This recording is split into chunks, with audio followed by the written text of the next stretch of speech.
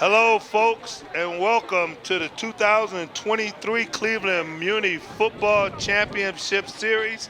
Well, today, right now, we're going to put on the 7U Division Championship game here at Collinwood Sports Complex. Hi, I'm John Good, and I'm joined by my partner, Jason Dunn, along with TV 20, to bring you the game from the Tim Wells Broadcasting booth here at Collinwood Sports Complex. It's around 50 degrees and cloudy, but it is perfect football weather where the Glenville Elite Panthers, will take on the Maple Heights Saints. I'm joined again here by my partner, Jason Dunn. Jason, let's talk about this game and what the fans are in store for today. Hey, John, the fans are in store for a pretty exciting game. Today's key players, we're going to start with Maple Heights, which is a pretty exciting team led by a first-year head coach. We're looking at number 1, Devari Robinson, plays quarterback and middle linebacker. Number 6, Kylie Rimmer, running back and left defensive end. And the man in the middle, number 55, Santana Kendall, who doubles as an offensive lineman and defensive tackle. Now we go over to the Glenville Elite Panthers side. We got Mr. Electricity himself, number 1, Carson Jester. You're in for a real treat with this kid today. Plays quarterback and linebacker. Number 8, Dana Day Jr., running back and a linebacker. And then you got number 3, Fortrell Johnson, who plays wide receiver and cornerback. You got a high electricity offense in Glenville, and you have a stout defense in the Maple Heights Saints. Well, folks, both of these teams are led by 2 very good coaches who've been around Cleveland Muny football for quite some time. For the Maple Heights Saints, it's going to be Dante Neal, 2011 graduate of John Adams High School, 10 years in coaching, youth football, coach and played right tackle and defensive tackle in high school, defensive coordinator in 2022 for the 12U Maple Heights Championship team. And on the Glenville Elite Panthers side, you got 1990 graduate of Euclid High School, 17-year coaching, 4 champions, played running back and cornerback in high school. Yes, I'm talking about Sean Perkins. Sean is a valuable asset to that Glenville Elite Panthers, a great leader in the community, and one of the good guys in Cleveland Muny League football that makes it the league that it is today. Now we'll go over to our announcer, Joe Wise, with the player introductions. Joe? Good afternoon, and welcome to Collinwood Sports Complex for today's contest, 7U Muny Football Championship. The teams in today's championship, starting with the Glenville Elite Panthers.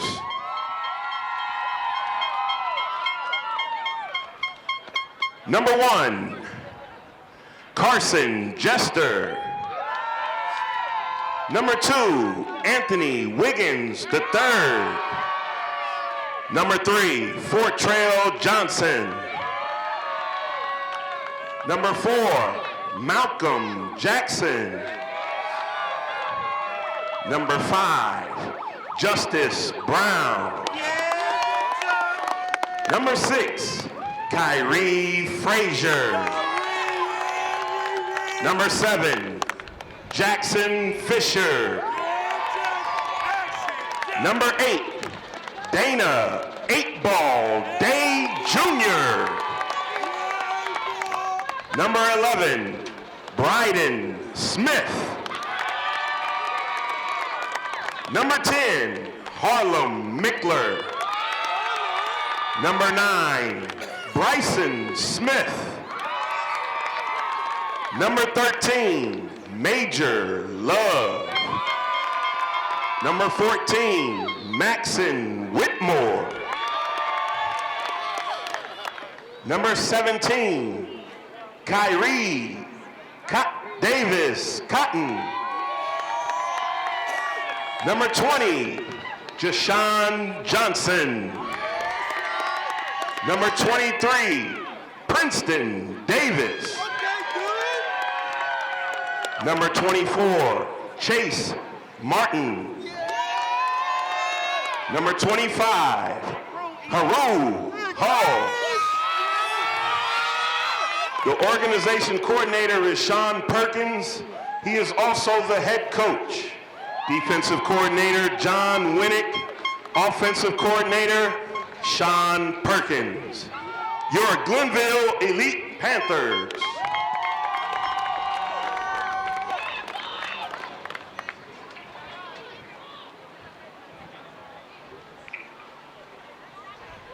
And now, their opponent, the Maple Heights Saints.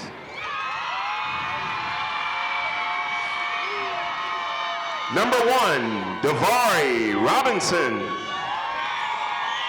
Number 2, Adam Finley. Number 3, Cash Gray. Number 4, Brendan Boykins. Number 5, Donnell Harwell. Number 6, Kyler Reimer. Number 8, Devin Rebels. Number 9, Aiden Cook. Number 10, Pharaoh Harris. Number 20, Legacy Burks. Number 7, Nazir Primus. Number 34, Prince Ross. Number 21, James Rufus. Number 51, Jordan Jackson. Number 53, Khalil Fabian. Number 54, Khalil Scales. Number 55, Santana Kendall. Number 57, Amar Banks. Number 13, Ethan King. Number 80, Namari Bates. Number 81, Antoine Stith Jr. Number 23, Jerome Simpson Jr. Number 28, Caden Hampton. Number 56, Jason Scott. Your Maple Heights Saints.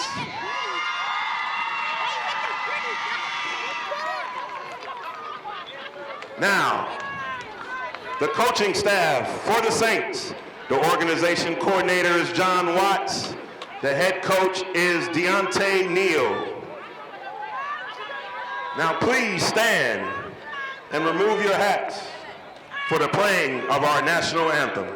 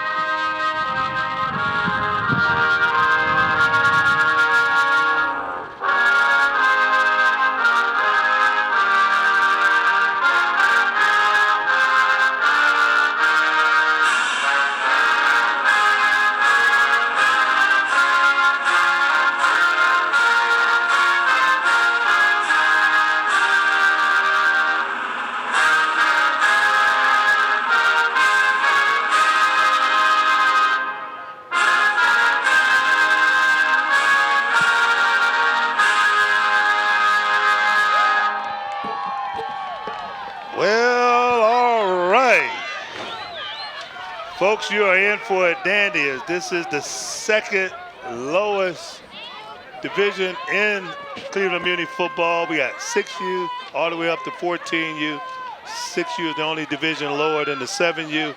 And you're here today to enjoy some great football.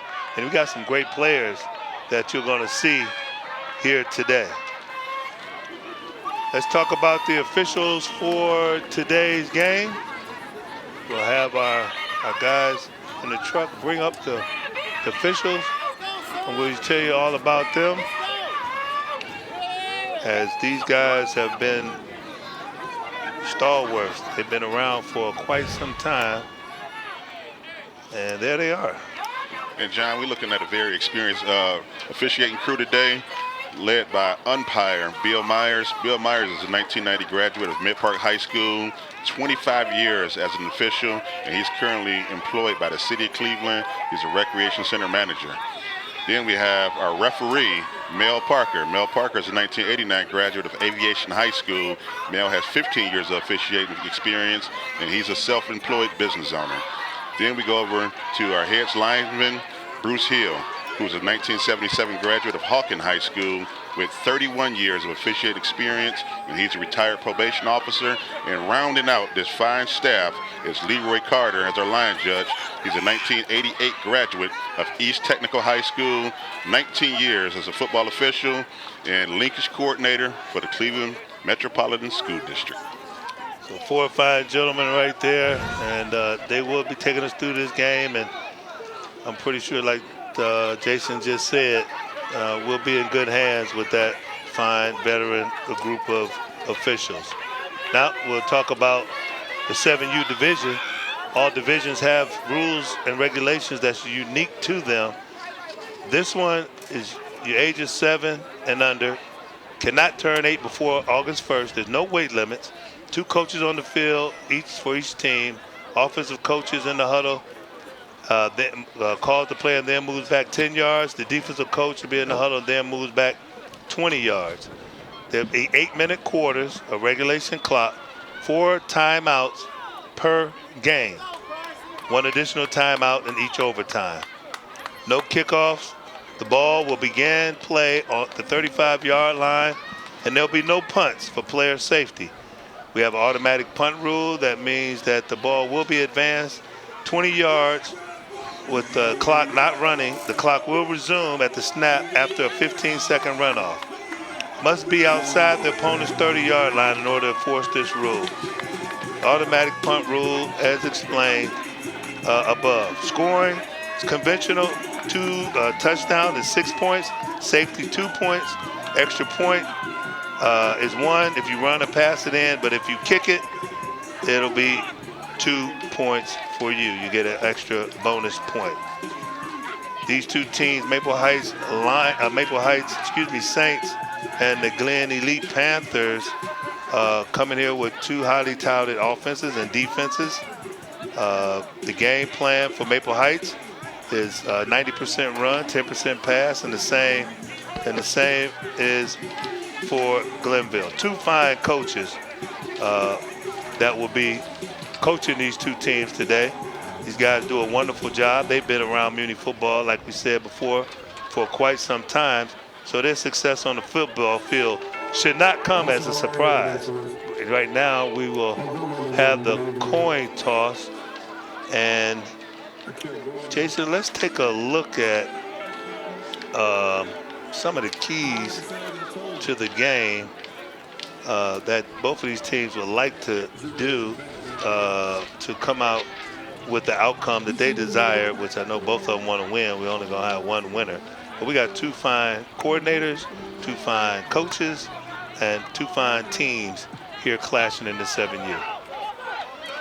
Okay, so sorry about that. But yeah, keys to the game. When you look at Glenville Elite Panthers, they want to shut down the outside. They want to tackle an open field. They feel that the Saints got a lot of team speed, and if you allow these kids to get in the open field and not make tackles, it can lead for a long day for your defense. They must control the line of scrimmage, and they want to limit turnovers offensively. And they've done a pretty good job all season long of limiting turnovers and taking care of the ball offensively. Now on the Maple Heights side, they want to shut down the outside run. Glenville is a dominant outside run team, and it all starts with Carson Jester coming from that quarterback position. The Saints must also control the line of scrimmage. They feel like the game can be won in the trenches, and it's going to be a battle between both teams in the middle of the field. And the Saints, number one key is to stop number one, Carson Jester, from getting loose on them. Well, both teams have highly ranked offenses and defenses. On the Maple Heights side, they scored 102 points this season, giving them a 17-point average. The defense gave up 26 points, folks. That's 4 points per game. Glenville Elite Panthers have fine numbers as well. They've outscored most teams in this division. They've scored 150 points. They average 25 points a game, and the defense has only given up 1 touchdown the whole season. They say defense wins championships. Here we go with Glenville Panthers. I got to get all these Glenvilles and these elites together, Jason. It could be challenging sometimes, John. So here we go. Glenville Elite Panthers started off the game with a run right up the middle with one of their key players, number 1. That's Mr. Carson Jester there. Yep. So Carson is the man for the Panthers. We'll keep a close eye on him as he gets it again, takes it to the right side, gets some room, gets some positive yards, gets a first down, and he's dragged down on a fine effort there by his number's sake on the opposite side, number 1, Davari Robinson. And John, we're seeing right away what Coach Deontay Neal from the Saints wanted to do, and that was trying to shut down the outside and limit Carson Jester from making big plays. And so far in 2 carries, he's already moved the sticks for the Glenville offense. So those defensive ends and their responsibilities on defense is going to be very important to keep Jester contained this afternoon. First down. Ball goes to Jester. Nope, it's a different ball carrier this time. And that looks like number 8 for Glenville. And that would be Dana Day Jr., captain of the team, Parma Academy. Just like to play football. Nickname 8-Ball. Nickname 8-Ball. I love it. I love it. But normally when they nickname a guy like that, 8-Ball, that means that he can, he's a wrecking ball. He just make things happen.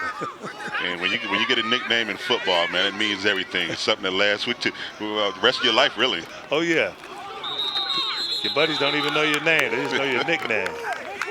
Okay, we got the first towel on the ground, and that's going to be a legal procedure against the Panthers. Now back them up 5, and they'll be looking at 2nd and 15. Hey, John, while we got a second, I'm going to go ahead and announce the starting offensive unit for Glenville. Number 7 at tight end, Jackson Fisher. Left tackle, number 13, Major Love. Left guard, number 24, Chase Martin. Number 20 at center, Ja'Shawn Johnson. Right guard, number 25, Haru Hall. Number 23, right tackle, Princeton Davis. Number 10, tight end, Harlan Mickler. And those guys are good blockers as the 8-Ball trips and falls on the turf monster. Trying to cut it up on the right side. And offensive coordinator, Coach Sean Perkins, is lining them up immediately as the Saints sub out. We got a guy that's limping a little bit over there to the sidelines. One of their defenders. Coach Perkins is going with a little tempo here. And he goes back to his number 1 man and up for the tackle fast. Quick, he closed that down pretty quickly. That looks like number 1 on that tackle. And looks to be a little short of the first down, so I'm looking at the wrong sticks. So Robinson on the tackle. And they are... That's 4th and long. They're behind the sticks. Behind the sticks. Okay, so they got the guy that can get it for them. We'll see what Robinson can do on this play. Excuse me. We'll see what Jester can do on this play. Jester, let me fake the outside handoff. The guy went inside. He's able to get positive yards as Jester was able to pick up about yards, 9 yards, but he's still way short of the first down. That's going to bring up a 4th and 6 or 7. And I'm pretty sure the automatic punt rule is not going to be in effect. Well, you know what, I believe that was 4th down. At least that's what the sticks was telling us. And this may be a turnover on downs, John, and it is. So turnover on downs. Let's take a look at that instant replay. You saw what Jester tried to make something out of nothing. The Maple Heights Saints will go on offense for the first time. And to round out that offensive unit for Glenville, didn't say the kid's name, number 5, Justice Brown, number 8, Dana Day Jr., number 1, Carson Jester, number 14, Maxine Whitmore. So Robinson on the carry, and he's got room, and he's got that right side, and he's got the touchdown, because he's 10-5, goal line. Touchdown, first play, Davari Robinson, Pleasant Valley Elementary 3rd grader, does what his favorite football player does, Nick Chubb, and that is take it to the house, ladies and gentlemen, on the first series, first play of the game. As you take a look at it right here, Jason. Look at it. Hey, direct snap, right off to the right side. Got a block from number 5 there. He caught that corner, and once he got his shoulders parallel to the line of scrimmage, it was just a foot race, and he outran the defense. John, this is only the 2nd time all year that Glenville defense has been scored on. That's amazing, and it looks like they're going to have work cut out for them to try to slow down this Davari Robinson, because he was able to get around that corner of Mickler and Love, who wasn't able to hold containment. That would have been on that side of the ball. That would have been Mickler and Whitmore at the right cornerback position, but they were no match for the speed of Robinson. And let's just face it, folks, he's been doing that all season. So Glenville knows who they got to stop. They just got to put in the effort to get him stopped. Most definitely. And, you know, first play touchdown, great offensive call by head coach Deontay Neal. Neal's been around the game for a long time. He's finally got his crack at running his own team. You know, he's went through the process, learning. And now, you know, the ball is in his court. It's all his. And that is an important process to go through, too. Wow! Ooh. What a lick! Put on that guy right there, and that was the man, Jester, for the Panthers. But not before Maple Heights Saints come away with the first score of the game on a Robinson 60-yard run as he gets him on the scoreboard first with 4:45 left in the first quarter. The Saints 6 and the Panthers nothing. Okay, folks, we're back. The Panthers Elite, Glenville Elite Panthers. Gives it to Jester. He's around the right side. He breaks the tackle, stiff arm, but cannot get away from his number's sake, Robinson. Robinson turns over, and he's getting up a little bit slow. He grabbed his left hip for a second. That kid is all over the place. We are seeing some talent here today, folks. And I mean, the future of Cleveland Muny football looks bright with this Jasper and with Robinson, Jester and Robinson leading the way for their two prospective teams. You know, very bright future. And when you look at this Glenville offense, Glenville 176 points in the regular season, led the Termite division in scoring. And then you got the Maple Heights Saints, who was second in team defense. So number 1 offense versus number 2 defense. You know, we're in for a real treat here. And, you know, it's something about the championship that kids really get up for. They sure do. Mostly bragging rights. And there's Robinson up the middle, breaks to the left side. It's a foot race. That's Jester. Jester brought down by Robinson. And Jester rolled over, and he's a little dinged as the timeout has been called, which means he's going to have to leave the game for a play. And this is where coaching really comes in a game like this one and this status is when you have a player like Jester, a lot of coaches rely on them so much they forget about the backup. They do, and you know what? They got a very talented backfield because when the ball is not in the hands of Carson Jester, now they're leaning on number 8, Dana Day Jr. And Dana Day is more than capable of busting off big plays and putting his team in position to be successful. So Jester will have to come off the field for a play, and this is what we might see. And I don't know what's going on. You know, every time you call Jester's name, you call it Robinson's name. It's like, I don't know if they got a spy on him, you know. But, hey, Robinson's all over the field right now on defense for the Saints. I tell you what, if I was coaching these two guys, that would be my game plan. You got that guy, don't let him get past the line of scrimmage, and vice versa. So the Elite Panthers, new set of downs in Saint territory. And this play is going to be wrapped up, and they'll be thrown for a loss. Might get back to the line of scrimmage on this one. That's a great job of penetration by the Saints. I didn't get the number. Maybe we can find out on the instant replay. I didn't get the number of the player who knifed in and slowed down the ball carrier, but he wasn't able to get much. And now bring up a 2nd and 12. First quarter, 2:57 and counting. There's the quarterback. Looks like 8 balls, got the ball, and he's going to go down for a loss of 1.5. So the Panthers keep going backwards. Hey, and the Saints is really sticking to their keys. And like I said, one of the keys was controlling the line of scrimmage, being dominant up front, being very disruptive up front, getting penetration right off the snap. And they're doing a fine job this drive of handling that. Yep, Reimer, Kendall, great, Banks, Boykin, Primos, Harwell, Robinson, Rebels, Finley, Cook, all of the defenders for the Maple Heights Saints doing a fine job on this drive. With Glenville in their territory for the first time today. Running back gets the ball, direct snap, and he barely gets back to the original line of scrimmage. A little bit of pushing and shoving. And after the play is over, they break him up, they separate him.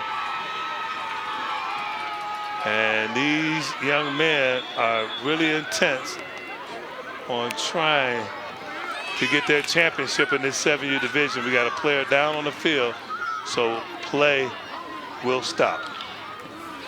And on that last carry, that was number 3. That was quarterback Fortrell Johnson. So, you know, Coach Sean Perkins, he's got a lot of ball carriers. He's got a lot of kids he can lean on, but none more important than number 1 Carson Jester. So, no, they want to try to insert him back and get him back in the swing of things pretty soon. Yeah, Jester, is he out on the field right now? I don't see him on the sideline, or do I? I don't see him on the bench. Yeah, he's back on the field. I see him now. Walking behind center right there behind Coach Perkins. Yep, he's back out there on the field right now.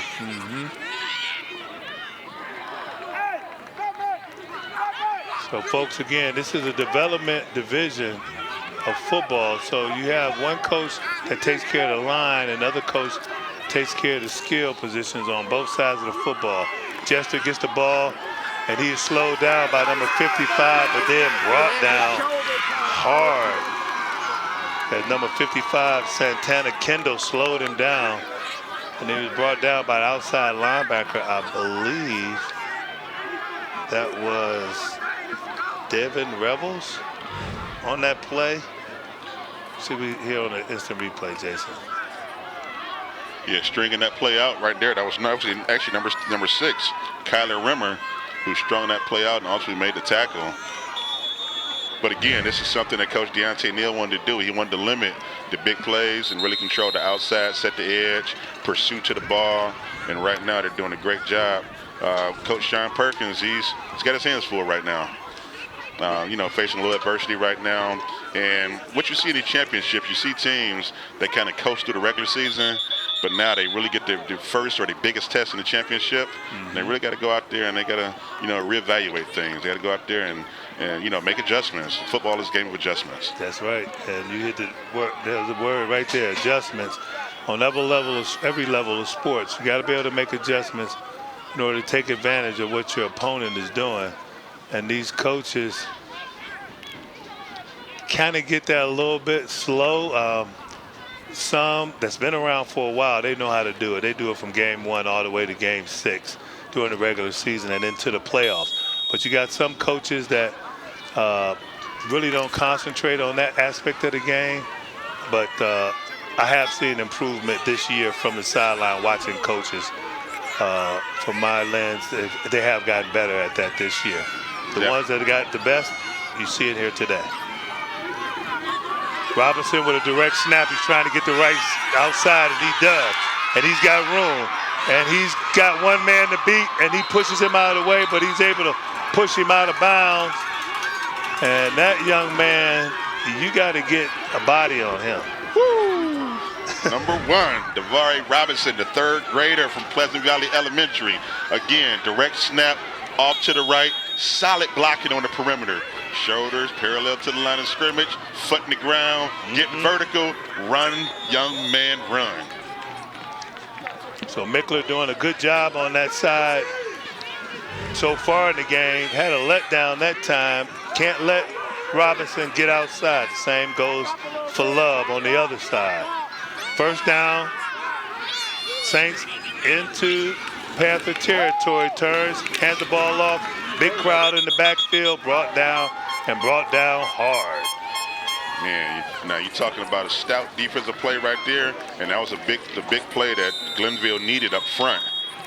So that all started with number 8, Dana Day Jr., number 20, Jay-Sean Johnson, 25, Harold Hall, and 13, Major Love. And let's not forget, knifing down in the inside from the outside, Harlem Mickler. Solid front for the Glenville Panthers. So Rimmer on that last play, he didn't get much. He didn't get much at all. As a matter of fact, he got negative yards as the first quarter came to an end. So with that, another 8 minutes will be put back up on the scoreboard for the second quarter as the Saints lead the Panthers 6-0. Great game here again. Sean Perkins leading the Glenville Panthers and Dante Neal leading the Maple Heights Saints. These guys have given up a lot of time and resources. If you didn't know, folks, all of our coaches, our volunteer coaches, they spend a lot of time and a lot of resources with these kids on and off the field. And they are the machine that makes Cleveland Muny football go. And when you see one of these coaches in the community, just go over and thank them. You talk about, community service and real advocates in the community. It's these coaches here. And here comes Robinson around.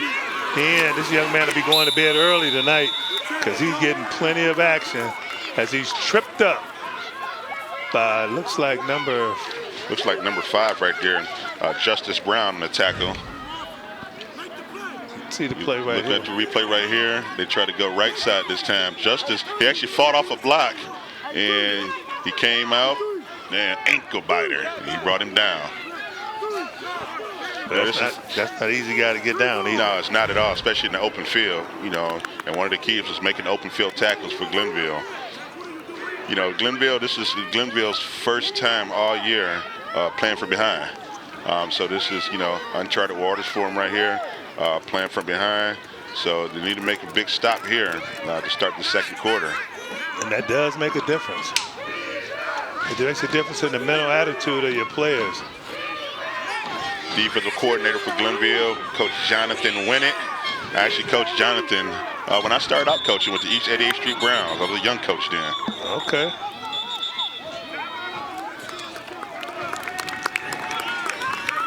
A lot of history in this. Yep,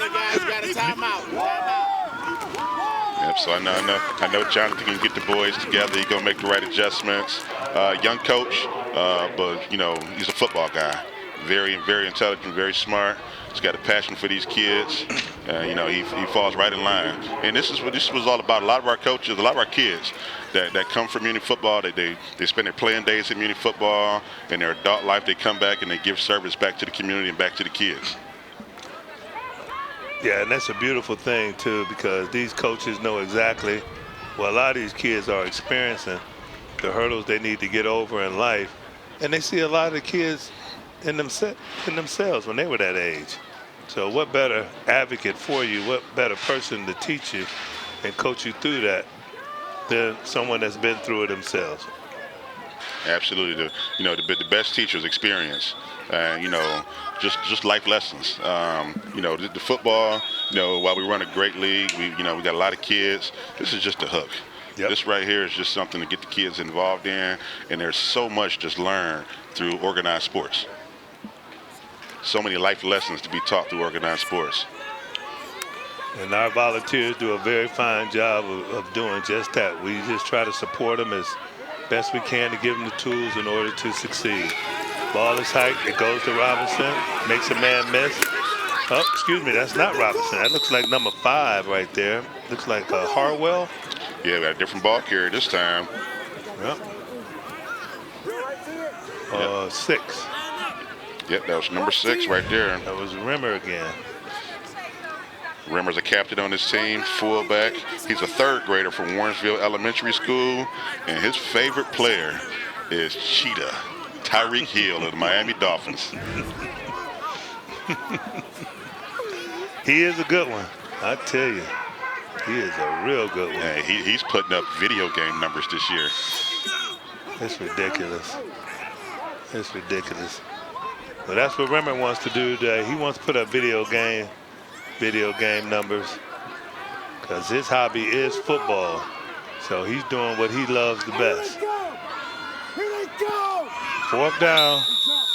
And got some laundry. looks like we got some illegal procedure on the ball when the referee whistles the play dead at the beginning of the play.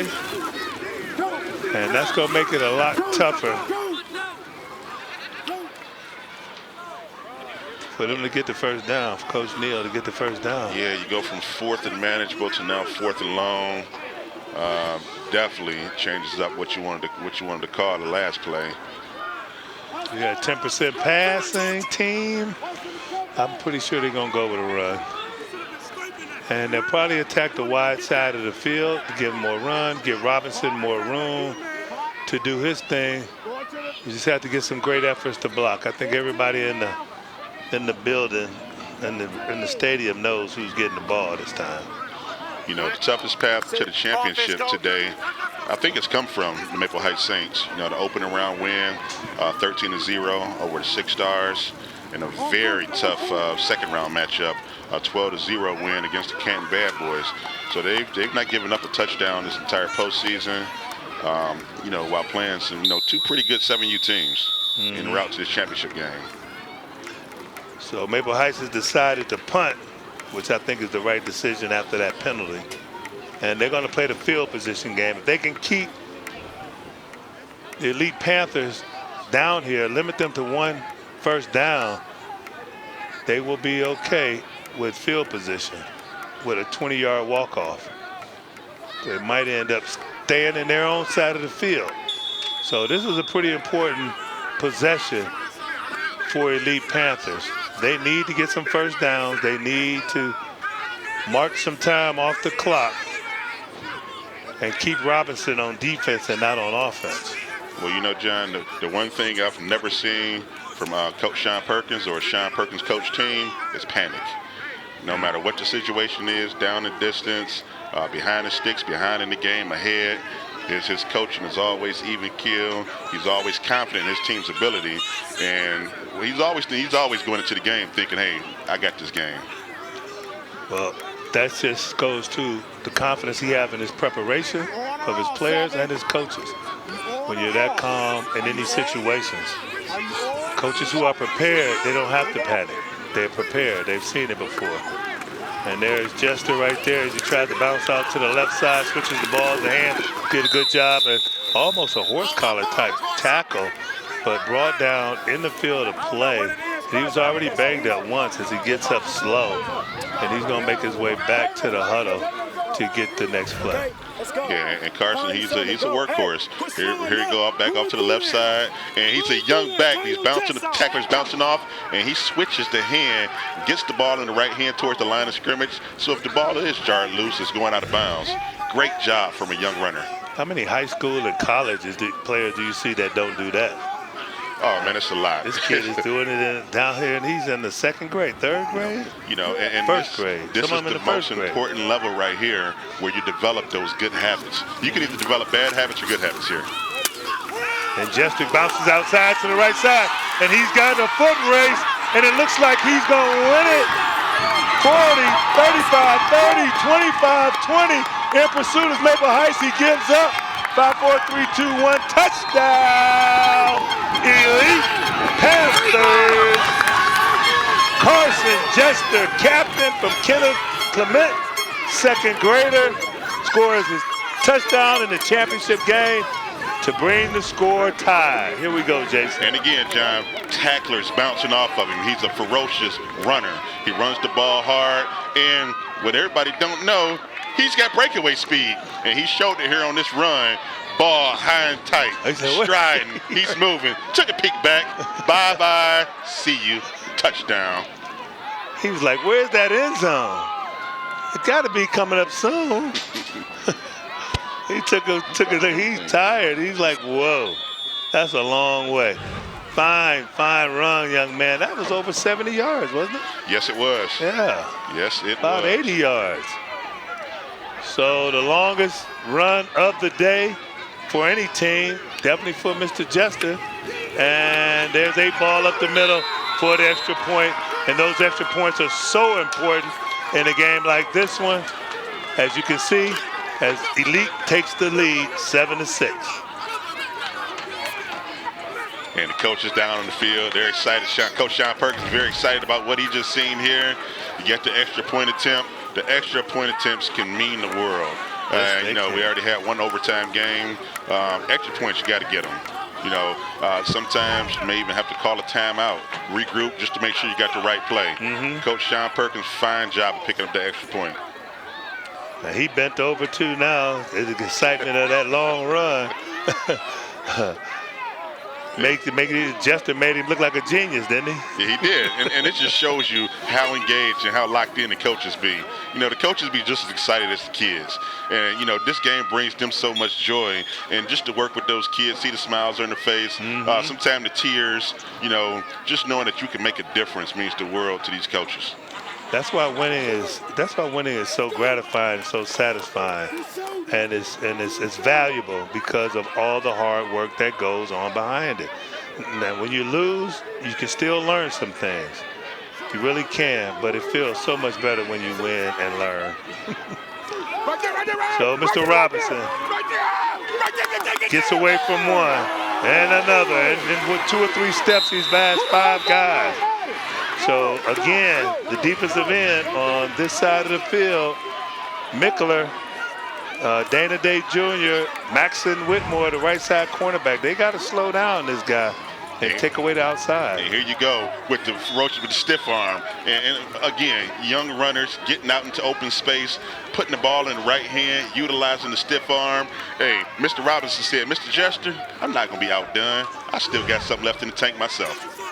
So this offensive juggernaut of the Maple Heights Saints, and this Maple Heights organization has several teams that's very good. They don't let up off you when the time to score. Oh no, they don't at all. They on no level, folks, where they ease up on scoring. They'll have a third string out there trying to score. There's the height to Robinson again. He goes up the middle on that right side, and he picks up about 3. You know, when you talk about the Maple Heights Saints, you know, the mantra they use is tradition. And, you know, tradition never dies. This is the program that's been doing it at a high level for a long time. coordinator John Watts, who does a fine job with his program. He goes out there and they just reload each year. The kids stay together. It's all about retention for him. They move them up level to level. Coaches stick with the program, and the parents just believe in what they're doing. He's doing a great job and has been. Oh, they got a guy. They got Panthers. Oh, wow. Okay, they got the Saints. I thought the Panther player had leaned a little bit too far, but one of the Saints linemen have moved, and he was just reacting to him. Yeah, this Maple Heights program, they've been around. They used to be the Maple Heights Lions. That was a totally different outfit. John Watts brought the team over to Maple Heights, and he has built a very, very good program on the field and off the field. And he's got a lot of coaches, a lot of parents that supports him very well. There's a running back. That time was not Robinson. That's one of the few times Robinson doesn't carry the ball, but it was number 6, I believe, on that carry, and that would be Rimmer. Yep, that was number 6, Rimmer. And he met the middle linebacker in the middle of that defense. Direct snap. He takes it straight ahead, and boom, first defender miss. But those linebackers came and cleaned up. Yeah, Anthony Wiggins was the nail on that play, but he did slow him down so the gang could arrive and get him down. So as we can see earlier in this game, it's a steady dose of Rimmer and Robinson. It looks like Robinson is in the pistol, barking out the signals. He gets the ball, he goes to the right, and dive it in there and get him. Wow, what a play. Looks like Rimmer. What a play. No, excuse me, that's Farrell Harris. Yep, that right there was number 10. That was Harlem Mickler on the tackle there. Oh, Mickler. That's what I thought. Mickler. Okay, I'm looking at the other roster. My bad. Yeah, Mickler shooting in from the outside. And here it is. Direct snap. He takes it off. Mickler fought off a block. Textbook. He had to hold on for dear life, but he got him down. Harlem Mickler, fine tackle. Second grader out of Richmond Heights Elementary. And his favorite football player is the Vikings' own Justin Jefferson. And Fortrell Johnson was right there behind him to clean it up. He's the captain of the ball club. And there's timeout on the field with 1:31 left in the first half. Sun is peeking out here over Collinwood Sports Complex. That's always a good sign. As the home team today, the Elite Panthers, lead by 1, 7-6. Maple Heights, though, is knocking at the door. Oh, excuse me, no. Glenville's got the ball. Hey, John, when we talk about giving back and when we talk about, coming back and, well beyond your playing days as a Muny athlete, patrolling the sidelines down here for Glenville is 14-year NFL retired NFL vet Ted Ginn Jr. Ted Ginn's very active with his Ginn Elite teams, with all the Glenville community teams, and he's down there just as animated as other coaches. Very proud of that young man. It's so easy to move on in your life when you've accomplished the things that he's accomplished, but the apple don't fall too far from the tree.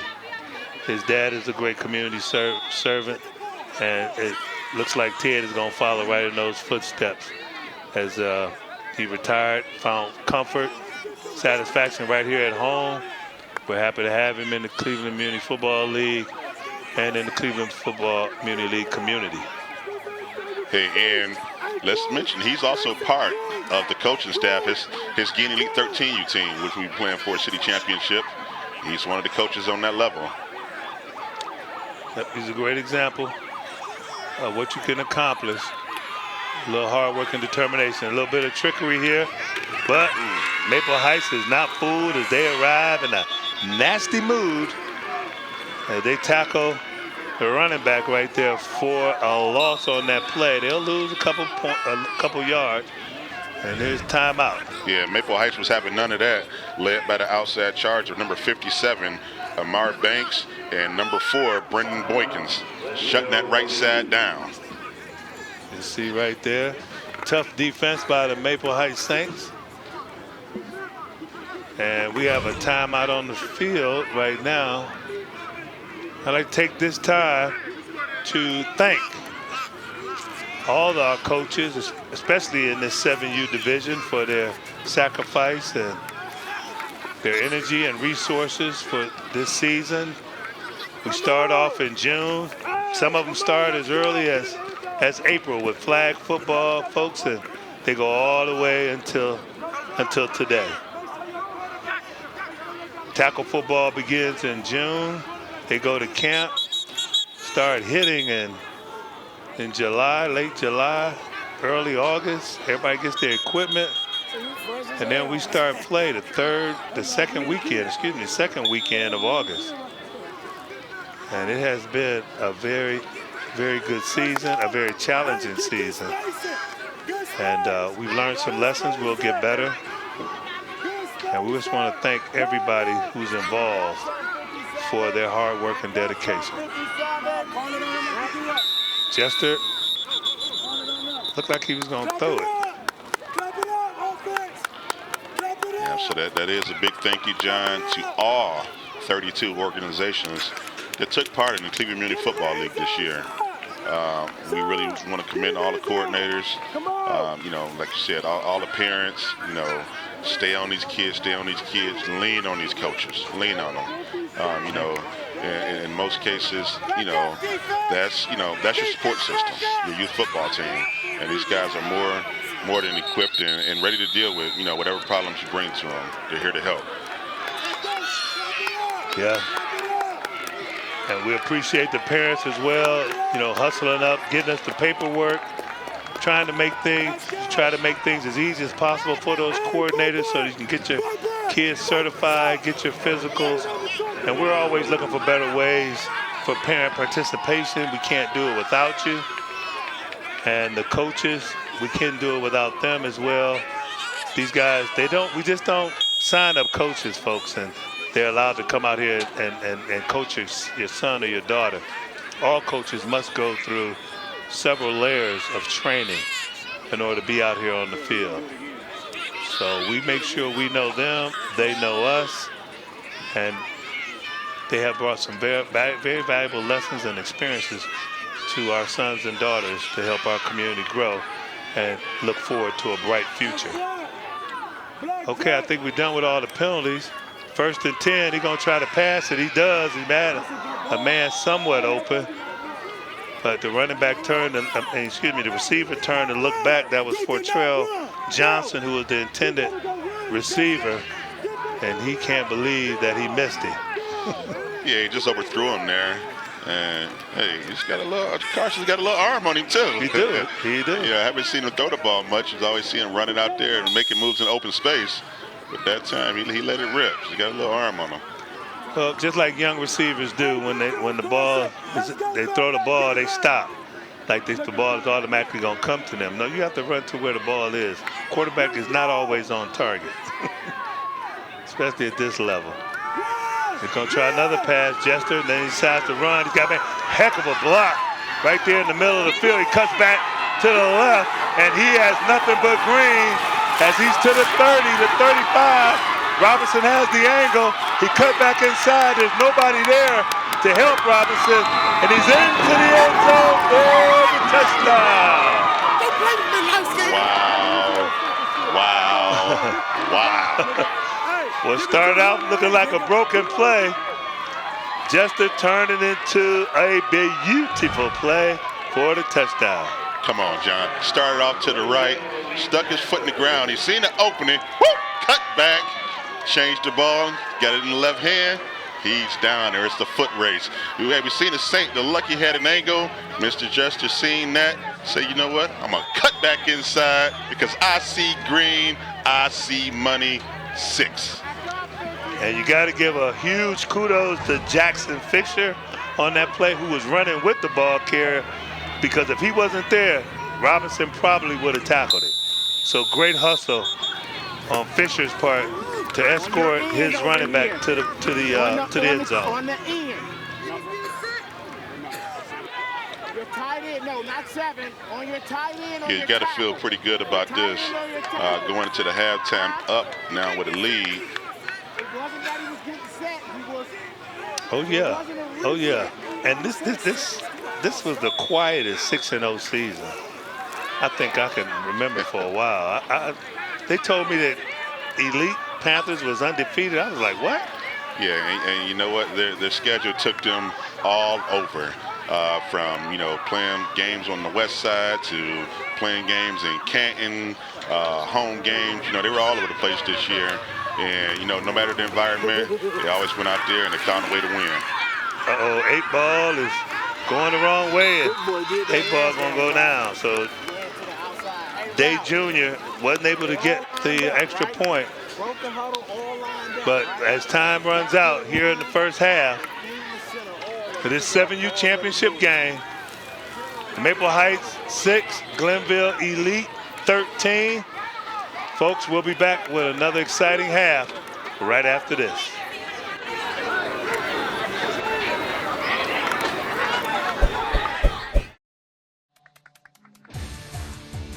The Division of Recreation offers 3 age groups for co-ed volleyball: 8 to 11, 12 to 14, and 15 to 17 from November 5th to December 21st.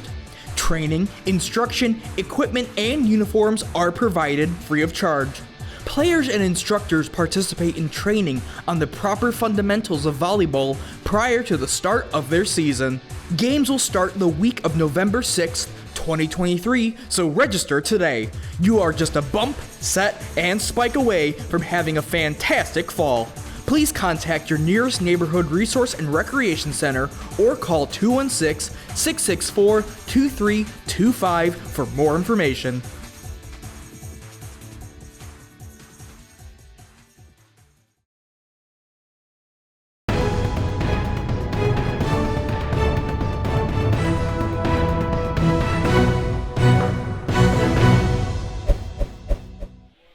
All right, Coach Neal, this is John Good.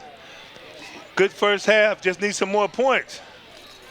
That was one of the keys to the game, getting off to a slow start. And, you can't be behind the gun on the team that's good.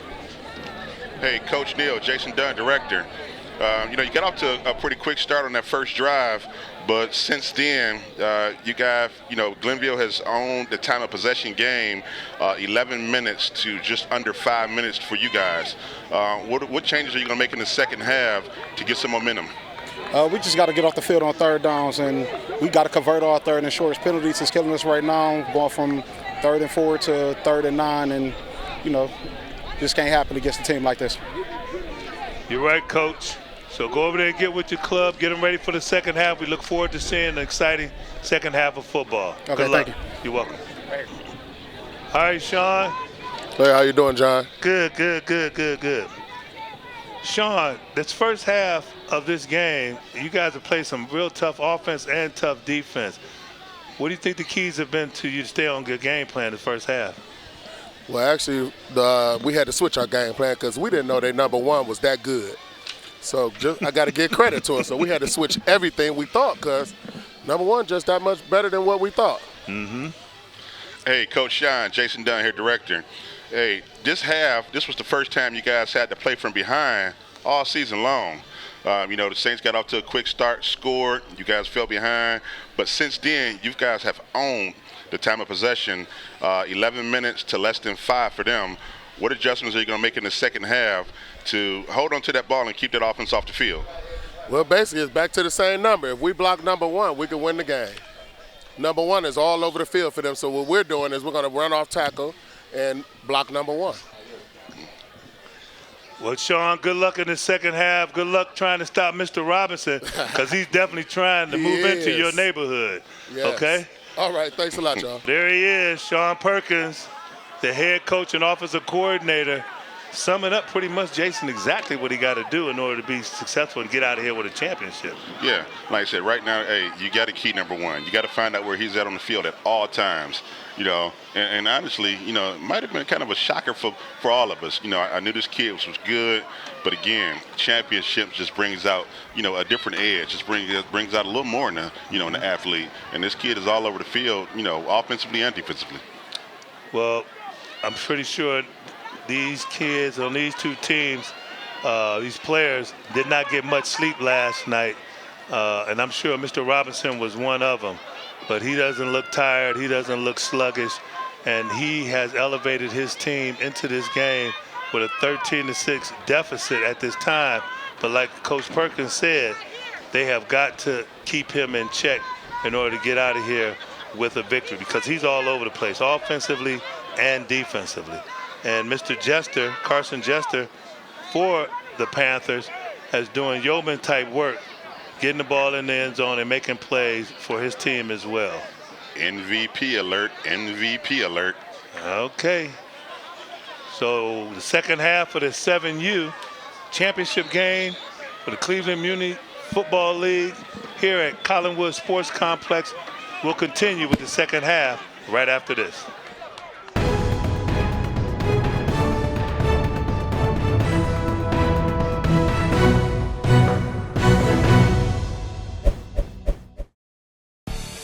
Estabrook Recreation Center will be providing free lessons on volleyball fundamentals to youths ages 12 to 17. Lessons are every Tuesday from 4 to 6 p.m. No prior experience is needed, and all equipment is provided free of charge. For more information or to sign up, please call the Estabrook Recreation Center at 216-664-4149.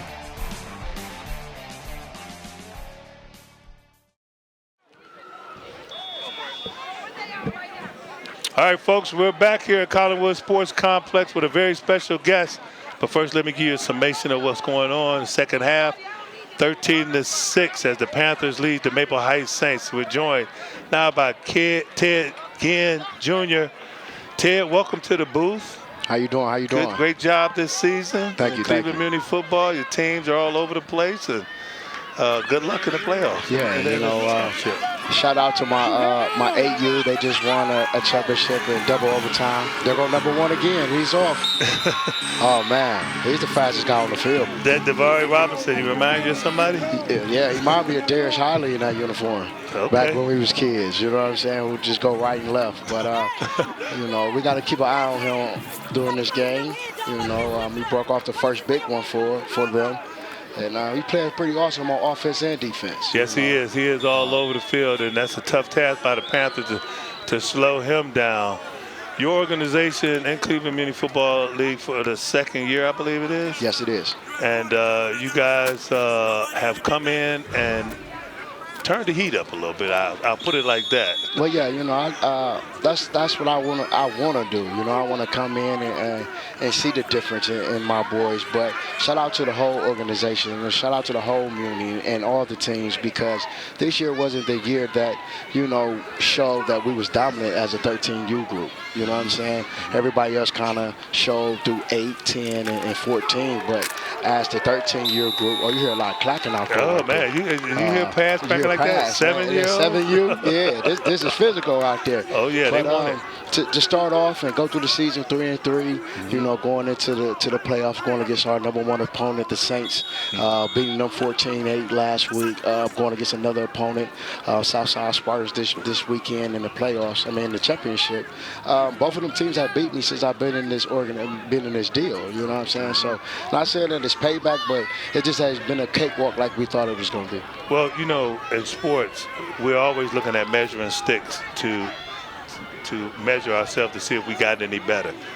When you beat those teams who did beat you the year before, that's a measuring stick to say, hey, we stepped up and we got better. For sure, you know, and I think it was a shock last week because everybody kind of wrote us off, you know, going against Demons and the Saints, who has an amazing program. You see, they have a couple of teams. They got just the amount of teams I have. Yeah. They got about 4 in, like I got about 4 in, you know what I'm saying? So it's always great to know that, you know, not the other side, but us as Muny, us as black men, as programs are doing the right things with these kids. Yeah, mentorship is really huge with you, your family. I know it is. Your co-owner and your compadre, Mike Edwards. You guys are two quality individuals. Let me ask you this. What do you take to your organization that you've learned on every level of football, in youth, high school, college, and pro? That the game doesn't change. Only thing changes is the name that you're playing. The only thing changes, you go from Muny to high school to college to pros. That's the only thing that changed. Right. The game of playing 11 on 11 doesn't change. There's only 6 run plays. There's only a couple combinations of pass plays. We get away from it as little kids, or as in Muny, you get away from what you don't know as a coach. So you line up different things to what you think you know, not the game. Right. So when a good team come in that knows the game or knows how to just line up people in right situations, that usually shows the difference if your kid's good or not. You know what I'm saying? True. So that's the difference in all of these things. That guy here, he might be gone. There's Oh my Mr. God, Robinson. he's off. All he needs is a little God. green. Oh my God. And folks, this game has the potential of being tied again. Yeah. That guy is man. We got to put somebody on him. Get in league practice. We got to put somebody on him. He's running all over us. Coach Sean said that he got to figure out a way to stop this young man, but he is not listening, and he might as well get ready for a daily dose of this in this second half, because we got to put somebody on him on defense, because he's been a man-child on there too. Yeah, yes he is. What you say earlier, Don? MVP alert. MVP alert. Yeah, he's definitely got his hand in the basket for that. But one thing I try award. to do is I try to shout out to all the kids. You know I have a program here in Muny, but my biggest thing is to give all the kids the just do. You know what I'm saying? Because every kid need it. You know that they see me and they say, I'm not part of your program, but thanks for what you do. You know what I'm saying? And that's all I want. You know what I'm saying? Is to be able to big up a kid, because different people in this Muny program bigged up me. And there's Robinson again off that left side. It's close. He didn't get it. Did you hear that click clacking? Oh man, I got excited. I ain't gonna lie to you. Oh my God, They throwing down. That looked like some pro ball right And there. here comes the big number 8 coming off the field, beating his chest. Yeah. That was a big stop right there to stop him. It's 13-12. Oh yeah. You know what I'm Extra saying? points are huge in this league. And that's why I say, level. no matter what age it is, it's still football. We're still playing football. Now, going with that extra point, I've seen that some of your teams, I watched them play this year. You guys are kicking extra points. I'm not even gonna say trying to. You kicking extra points. I mean, that's the #1 game of what y'all do here. If you kick extra points, you get really 2 points here. Mm-hmm. So y'all are giving us an opportunity to show the game of football. So And why we're not encouraging use it? you. And you're encouraging us to do it, so why not use it? And it helps you out when we go to practice and you line up and you try to see how far you could go with it. Because as you see, 2 weeks ago, the Saints and Southside won from a field goal. That's right. That's right. These You get games what I'm are saying? close. So these games are close, and it's just showing that the game is not all about offense and defense. You know what I'm saying? Special right. teams do matter. And let me ask you this before if I let my partner back in here too. Your coaching development. You guys do an excellent job of having coaches that have a pretty keen football IQ.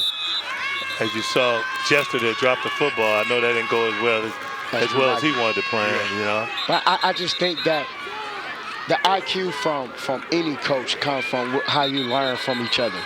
Okay. You get what I'm saying? I don't know like you say, the different styles of play. Like when I came back, I had to learn little kids football. Right. You get what I'm saying? So if I don't have the fundamentals, or if I don't have the certain coaches around that know my mind is college or high school or pros, they have to bring me back. Said, this is little kid football until they can see that it's really high school football. You know what I'm saying? So it's all about learning from each other. And I think we does a great job in our organization about learning from each other, and then being in that field that we in right now. Right. Me being able to stop by and coach with different guys. And I really don't coach plays. I really coach how you line up, how you come out the huddle. You know what I'm saying? What you look like on defense. You know what I'm saying? With your kids, noticing different things by your kids as far as if they tired, if they not. The little things. The little things. The little things. I do that. That's the biggest thing that I do. I don't never take nothing that a coach know or that worked hard to. I just try to put it in the form of football. They're interested in knowing how you cascade that information down to your coaching staffs and onto the team, the kids. And you summed it up the best way, is that they learn the kids. They learn what's best for the kids, who's good at what. put them in a position to win and to be patient, because you don't always get on the field when you want to, right? No, exactly. And you don't never stay as long as you want to either. So teaching your players and your coaches that this is a reality of sports. Here we go. That Jester? No, that's number 3. All right, so he got some weapons. That was Cash. There's still some click-clacking out there, too. That was Fortrell Johnson on that play. And we got a man down. And he looks like he's on a... Might be a little wind knocked out of him. So he's being strong. He's trying to get up. That's number 4. Brendan Boykins out of Ohio School, 2nd grader. He got on up, though. So he's tough. Yeah. So you got to come out the game once. But one thing that I do encourage, that I do have this platform, is definitely for the 13s or 14s. I understand other kids, but trying to implement at least a kickoff and a kickoff return at each half. You know what I'm saying? Not after every touchdown, but just one kickoff. You know what I'm saying, before each half. You know, I know it's a lot of rules into that. Jason, you can see what his agenda's going to be in the offseason. But I would love to have that, because that's just part of the game. You know what I'm saying? Y'all encouraged to kick field goals. I'm encouraging y'all to get us one kickoff. That is Day Jr. on the move, and he picks up a first down, and he's in the Maple Heights Saints territory with a greatly executed play right there by the Panthers. I made a lot of money off kickoff return. So, you know. So you're a special teams advocate. I'm a special teams advocate all the time. Well, thanks for joining us, Ted. No problem. Thanks for having me. Good luck for the rest of the playoff. For the championship games. Yeah. And, hey, look forward to working with you in the offseason and making this league 1 or 2 steps better. Thank you. Shout out to my 8U for winning that double overtime. You could catch me at Ted again, Jr. in the Huddle Show on IG. It's on Twitter. And just tap in with me, man. And thanks for having me. And folks, we'll have that link on our website so you can easily connect with Ted Ginn Jr. Thanks, Ted. All right, Jason. One of the greatest players to ever play in Cleveland Muni football. So I heard a little lobby in there. Yeah, it's going to be an interesting off-season meetings this year. Hey, and you know, coming from one of the greatest, players to ever play the position of kick returner, punt returner at any level. Yes, he's excited. A lot of us, for many years, as the laundry comes out, look like it might be a hold as number 6 for Maple Heights, Rimmer. They're wrestling down the ball carrier. Look like it would be a loss on this play, but let's see what the flag is all about. And it looks like the Panthers will be backing up. So just a little insight on the business of Cleveland Muni football for those of you who are watching. It's pretty much year-round for the owners of these organizations, the coordinators, and for Jason and I and our president, Joe Record. We meet once a month during the off-season to talk about how we can get better and talk about what we need to address in order to meet the needs of our community, not just on the field, but off the field. And we will have more exciting guests during this championship series that will talk about those type of opportunities that are for you at home, and we encourage those in Cleveland Muni football, coaches, former players, to take advantage of. And there's another penalty that was just thrown, flag on the field, and they've asked a couple players to leave. What happened? I think they might have said something or did something in the huddle. Okay, temporary. We call this a temporary timeout. Hey, most of the time a referee would tell a kid, hey, cool off, go sit on the bench for a play or two. Just collect yourself and then come back in. We all know how emotional the game can get, especially out there during competition. Mm-hmm. And, at any level, whether it's a 6-year-old or a 14-year-old, all of these kids are competing, and all of these kids have an emotional connection to this game. And, and sometimes it's all about how the energy is directed on the field. Yes. but we do insist that you keep it in check. And we do leave it up to the referees to use their discretion on whether players should leave the game or just a flag is thrown or if he's ejected. Our referees do a really good job of working with these coaches and these kids throughout the season. And like I said, and with a crew like this, these guys get it. They understand it. You know, they don't want to kick kids out the game. They'll sit them down, but ultimately they want these kids to play. Yep, Chester dips inside, then dips outside, loses the football, falls on the football, and the beanbag comes out to mark the field, which looks like he's dead on. And that will bring up, I'm pretty sure, a punting situation for the Panthers. The Panthers have got to show their composure. They lead by 1 point, 13-12, as we near the end of this third quarter with 31 seconds left to play. Coach Sean and his staff is hanging on to a 1 point lead here, you know, and that was due to the fact they got their extra point. You know, the extra points are big. You know, they just elected to punt the ball. Now, per our rules, this is an automatic punt situation. There is 15 seconds that's run off the clock during the punt, you know, to kind of simulate, you know, the time that would be taken if we did a live kick. So if you're looking at the scoreboard and you're yelling, hey, why is the clock running? Well, that's why the clock is running. Player safety is paramount, folks, in our league. We do many things. We have many rules and regulations that we've implemented ourselves, and there's national state guidelines that we follow as well. There's Robinson with his exciting moves, and he is gone, folks. There goes that lead.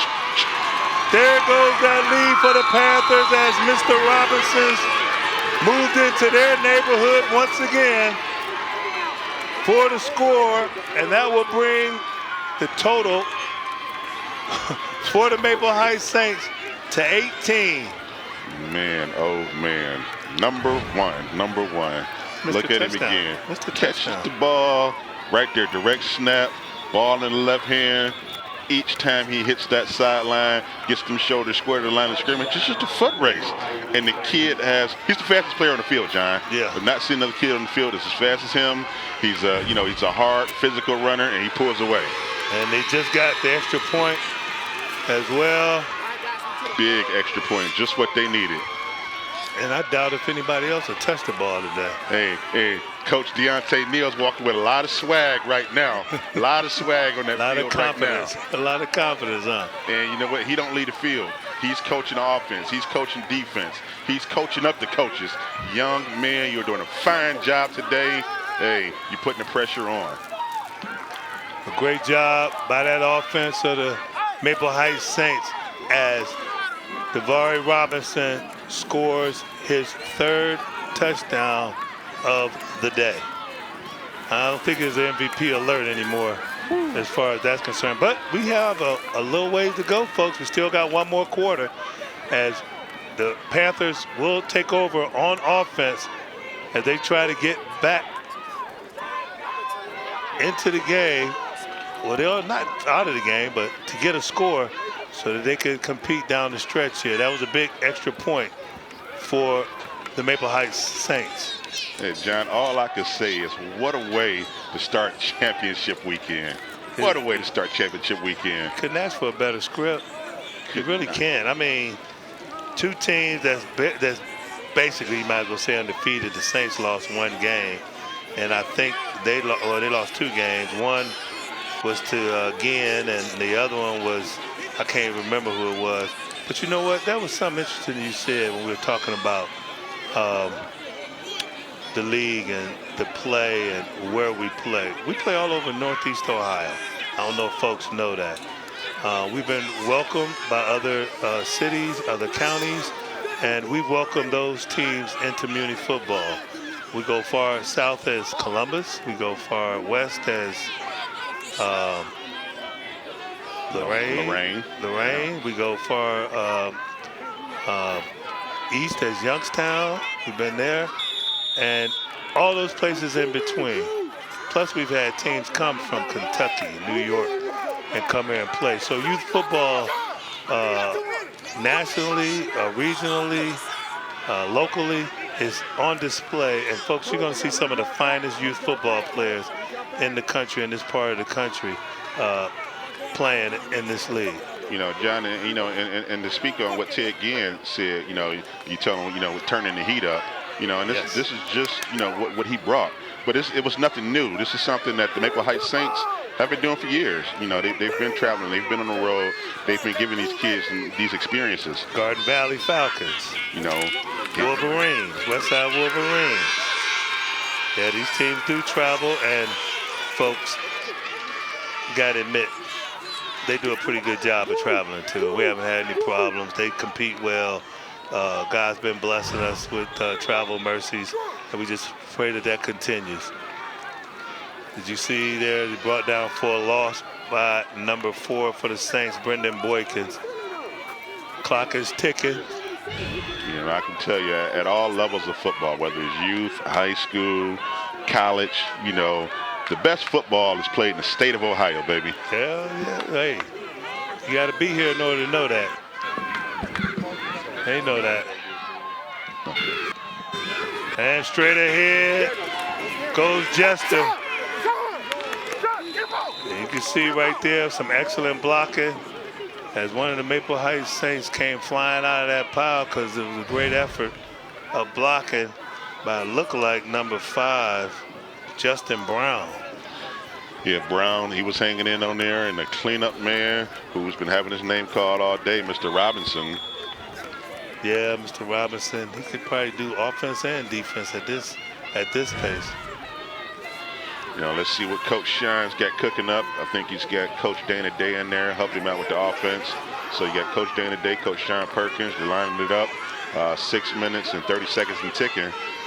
They want to try to put points on the board here. They must put points on the board. And there's Jester off to the right side. And nope, that's an 8-ball. And he's got a lane, and he's going to be tackled at the 25-yard line. Great job of pursuit by that defensive backfield because Day was on his way to the green in the touchdown. What a run. We got a player down right now. We have a Saints player down right now.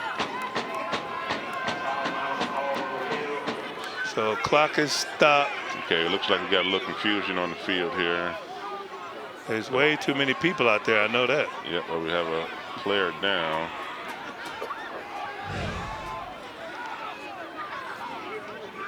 Okay, so where's our staff at, our sideline?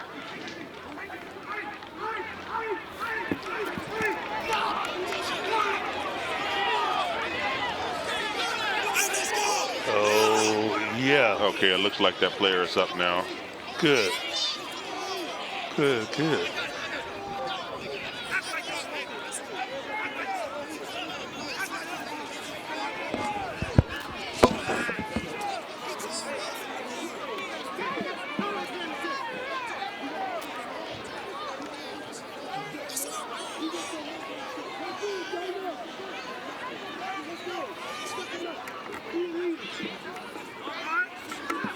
They're trying to sort things out on the field here. As the referees have a conference in the middle of the field to determine what's going on.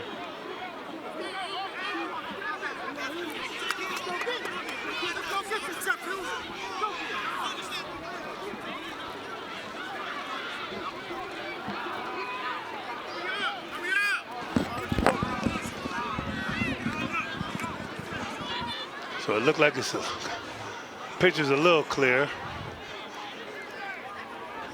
Look like it's going to be first down. He definitely got the first down. So referees moving the chains. He'll line them up. I'm glad that young man was able to get off the field on his own power. So now we got somebody else at quarterback. It looks like it's going to be Day. Yep, we got an 8-ball lined up back there. So Day's at quarterback. Big drive. He's up the middle. He's pounding it. He's holding on to that football. They try to get it from him, and they'll scrum down to the 19-yard line. 6:05 left to go in the game. Got to be a little bit more up-tempo. But you want to take your time because you don't want to give Robinson the ball back in Maple Heights Saints. You take a look at the play here. Day bouncing off defenders, just moving forward. Great effort. And we got another timeout on the field. So here's the scenario, folks. The score is 19-13. Maple Heights Saints in the 7U championship game is winning over the Glenville Elite Panthers. The Panthers are in the red zone, and they're trying to score to tie the game. An extra point will put them ahead. This is a very exciting game with a lot of big play ability being watched. And some pretty good defense, too. It's a lot of cracking out there. We've been hearing some pads crack that you don't normally hear in high school games. Hey, from a group of 7-year-olds, man, it's a lot of thumping going on. And like I said, these kids are really aggressive, being coached up well. And like I said, both sides of the ball, man, they're really getting at it.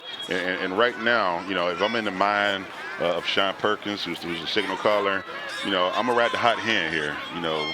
Dana Day has been the workhorse this drive right here. He's the one who got him all the way downfield, and I'm gonna kind of try to ride that wave right now to get us in the end zone. Well, Jester is in the backfield. He has the ball, same blocking scheme up the middle, right through the teeth of that defense, down to the 9-yard line goes Jester. And now it's just a matter of holding on to the football for the Panthers. And it looks like he is shook up a little bit. And you can never go wrong with putting the ball in Mr. Jester's hand as he takes the direct snap here, goes straight up the middle, weaving in and out of traffic, and he's finally brought down. But it looked like he fell on the ball, so might have got the wind knocked out of him a little bit. So I expect him to be back rather fast. Well, he got to hurry up because they need him. And there goes number 8. There's Day, trying to brighten everybody's day. And he did right there with positive pickup. And there he's inside the 5-yard line. 5:17 left to go in the game. And there goes the flag. Okay, it looks like we got too many bodies on the field. What could this flag be? That's exactly what it looks like. Only supposed to be 2 coaches out there. And the foul looks like it's going to be against the Saints.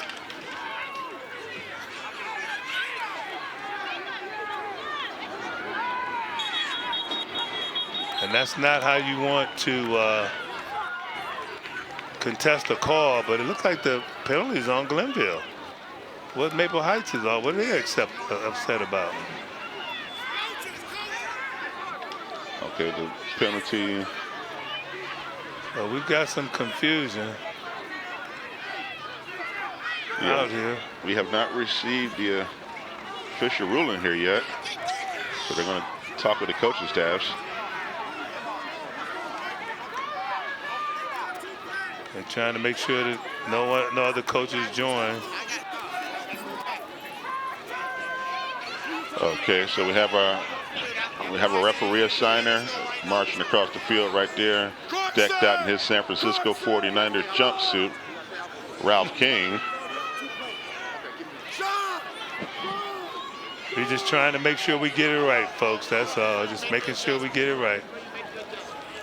A lot of hard work, a lot of sacrifice went into get to this game by both organizations, and we just want to make sure their efforts has not gone down in vain. And that's the most important part to it. The referees, them meeting up, talking about it, discussing it, and it's just ultimately, doing their best to get the call right. Exactly. Because we all know coaching. And we all know the fits that coaches give officials. And, to be honest, man, I think the hardest job on the field is being an official. Yeah. Refereeing is not easy at all.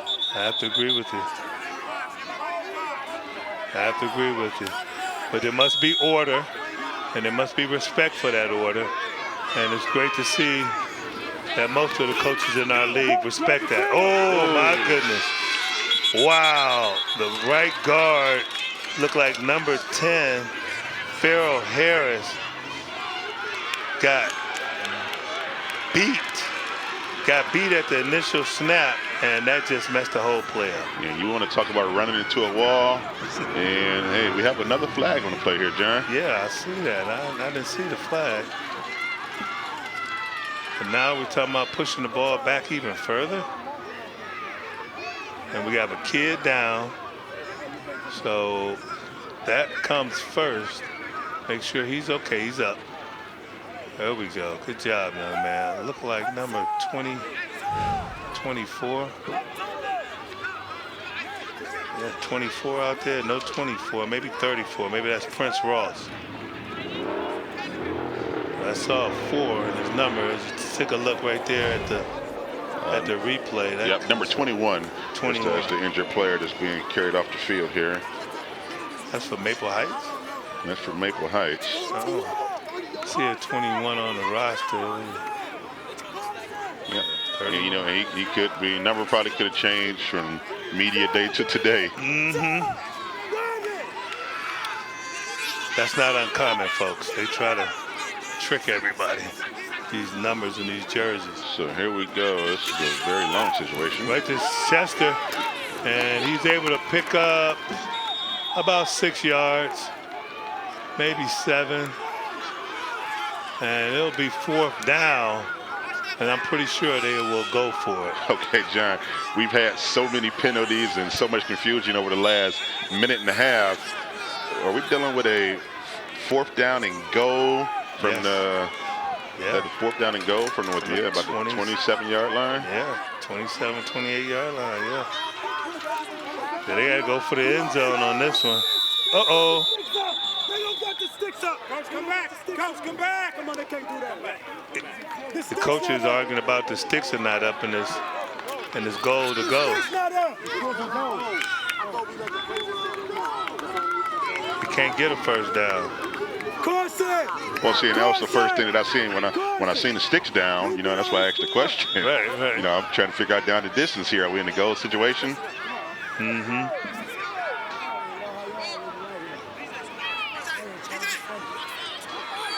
So they got it together. Sean Perkins lining his offense up. He's got to get in the end zone, or he's going to lose this set of downs. And the Saints will have the ball with a little less than 4 minutes to go in the ball game. And he's got to start thinking about stopping Mr. Robinson. They're going to pass it. He throws it, and it's intercepted. It's intercepted, and it's being returned by the safety. And we'll get a number on that safety. It looked like it's number 5. Yeah, great play by the defense. And that is actually number 9. That Aiden Cook? Yeah. That's the safety. Yeah, that's number 9 on the play. So Aiden Cook showing his hands and going up for that ball. The Oxford second grader. Right there. He came up there from that free safety spot, took that interception. And, you know, with all things said, it really wasn't bad for Glenville. They got back to basically the original line of scrimmage. Exactly. You know, so you get to a certain point with our automatic punt rule where you get inside the 35, you can't punt the ball. So they threw it up, got an interception. You know, Saints to take over. How tall is Cook right now? He grew about 7 feet, didn't he? Yes, he did. He's the man. He's the man. He'll be at school Monday. I got a pick. I got an interception in a championship game. In the championship game with less than 5 minutes to play. Turned the game around. Won the game for You know, John, and these are the kind of stories that sticks with kids. They stick with kids their entire life. Oh, yeah. You know, they go from kids to teens to adults, and, you know, to this day, you know, I mean, I'm guilty of it myself. You know, I get around a group of buddies, and we talking about our Muny football days. We talking about, you know, championship games versus the Cleveland Warriors. That's right. You know, so, you know, I've heard Ted Yin, you know, at media day, talking about games that he plays, you know, with the Sims Raiders playing against Pal 6. So these are memories that last a lifetime, and you know, and you'll never forget them. You know, it's always the talk when you get together with your buddies. It sure is. And those are some, like you said, there's some great memories as Robinson goes down after a pickup of about 3. and they're going to have to watch him very closely as get a timeout for Panthers. They make sure that their defense, their game plan is good. So this is where you start looking at that clock. You start strategizing. You start, being more conscious of, down and distance, utilizing your timeouts, for Glenville to try to get this ball back. Right now the most dangerous person on the field is number 1 for the Maple Heights Saints. It sure is. That's Davari Robinson, because at any moment, he can go the distance. He sure can. He's, like you said before, Jason, he's the fastest kid on the field, and he's got good size, too. A lot of those kids probably don't want to tackle him because of his athletic ability and his size. But the Panthers have been laying some wood here today. There's no doubt about that. I'm really surprised at how physical this game is. I knew both teams can get up and down the field, but to see how physical and at the point of contact, in the trenches, both lines, offense, defensive. These kids are really firing off. They're engaging. They're blocking to the whistle. Linebackers filling gaps. You can tell. From June to now, the coaching never stops. Never stopped. And that was the point I was going to make. The development from the beginning of training camp to today is totally evident. There's Robinson. He busted outside, and he was able to pick up the first down. So keeps the downs alive. He stops the clock with 3:31 left to go in the game. And Davari Robinson, once again, being the man. And Coach Deontay Neal, one thing you want to do right now, you can rip off some big runs, but you want to try to tell your young backs to stay in bounds. Keep that clock moving. Right now, the clock is on your side. Keep it moving, baby. Maxon Whitmore was in pursuit on that side. Couldn't quite hold Robinson inside. He kind of went for that little dip on the inside. And that's all it takes for a running back to get around that corner. So at this level, you really don't have a 2-minute offense. The best you can do is run up tempo, and if practice time allows, I guess you can get it done. Robinson up the middle, breaks a few tackles. He's an opening, he's brought down. And there is Jester to bring him down, but not before he gets the first down. One-on-one again. John, I think the thing that surprises me the most with these young backs is the vision. You look here, he gets the snap. He started outside. He's seen an opening inside, quickly put his foot in the ground, and just got vertical. That's coaching right there. Now, that's one thing I have noticed this season, watching a lot of teams play, that the running backs do a great job of running to daylight, making those cuts. And you make a cut on this level or levels close to this, you're past the defense. Yes, you are. The 2 steps, 1 step, you're past all 11 players on the defense. And these guys definitely know how to take it to the house. Folks, if you don't know, these coordinators who are the owners of the teams and these coaches hold on to these kids year-round. They go through basketball with them. They go through track season with them, okay? So they get these guys prepared through other sports. And some of these guys, basketball is their main sport. We got a couple kids, baseball is their main sport. But don't limit your kid to just one sport. All sports contribute to you becoming a great overall athlete, which is necessary in all sports. We look at some of our alumni base, some of our multi-sport stars. You look at a Ted Ginn Jr., who is a phenomenal track athlete along with football player, Sims Raider.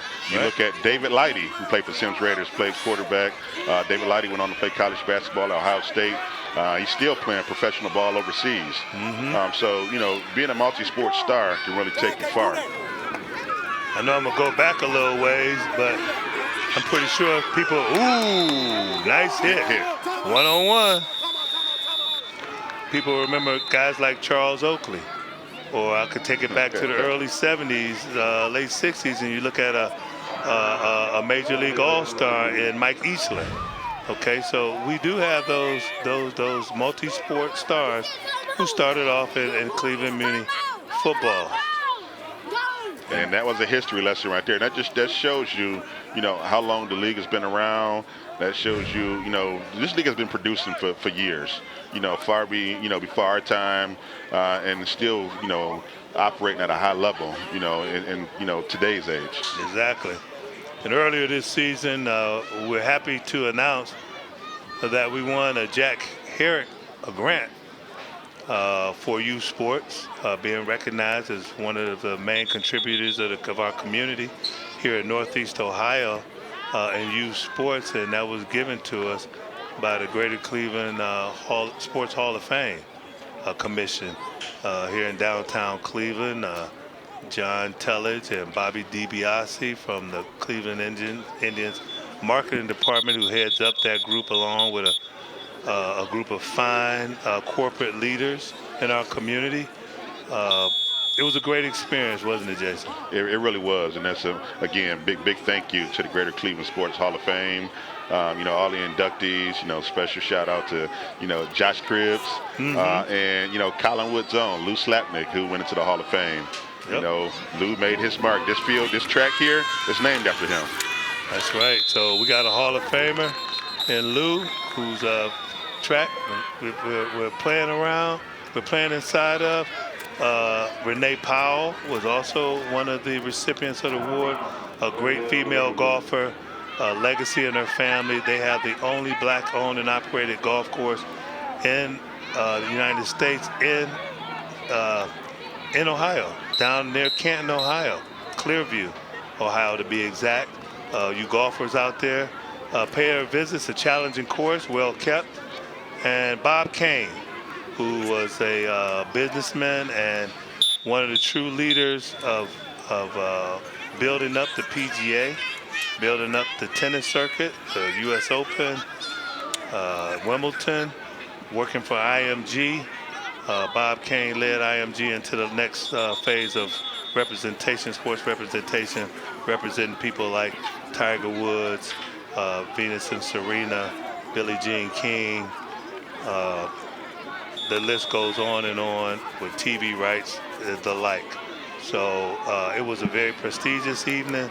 The food wasn't bad either. It was not. We had a lot of fun. We sat with our friends from the Cleveland Browns, and it was a great way for corporate Cleveland to get a little bit closer and know a little bit more about what you do and what we do in the community around the game of football and the sport of cheer. Can't forget about the ladies. Cannot forget about the cheerleaders. And if you look over here to the far visitor side, to Maple Heights, at their cheerleaders out today in full force, encouraging and chatting on, bringing some life to this team. So you got 11 players on the field that's playing offense or defense for the Saints, but you got those young ladies on the sideline that's keeping the inspiration going. That's right. And please enjoy the replays of the cheerleading competition that we have on TV 20 as a false start, but before the offsides and false start, there's a timeout. And it don't look like Coach Neal called it either. He's looking at his assistant coach. Why'd you do that? So 1:15 left to go in the ball game. 19-13, the Saints are up, and they have the ball. Glenville Elite Panthers did a great job of utilizing their timeouts to get us to this point here with a 4th down and long. All they wanted was an opportunity to get the ball back.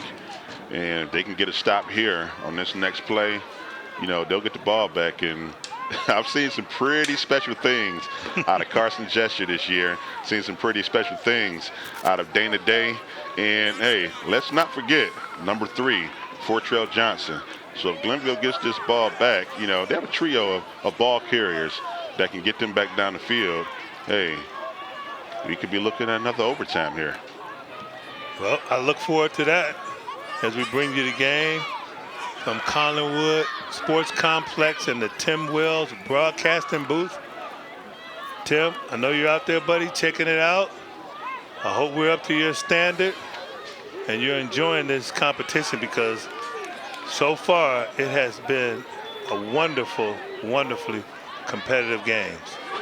You know, Tim Wells, the voice of TV20 for so many years, and Tim plays a huge part in our game day operations and what we do. And Tim's just been a staple in the Cleveland community and recreation, and he's touched so many lives over the years. You know, and he's continued to touch lives. So Tim, you know, from myself and John Good, we just want to say thank you for all you've given the city of Cleveland for all of these years and what you continue to give. Yes, yes. Mentoring us, working with us. Couldn't do it without you, Tim. Couldn't do it without you. You bring quality and class to our presentation, and look forward to working with you for many years to come. How's that?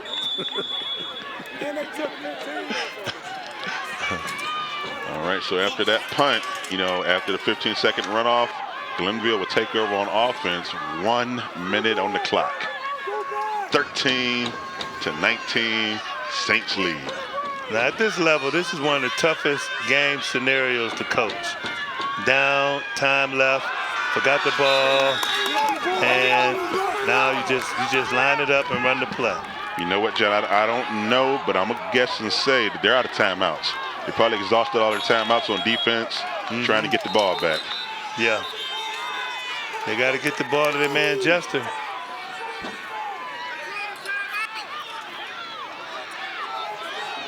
Nobody called a timeout.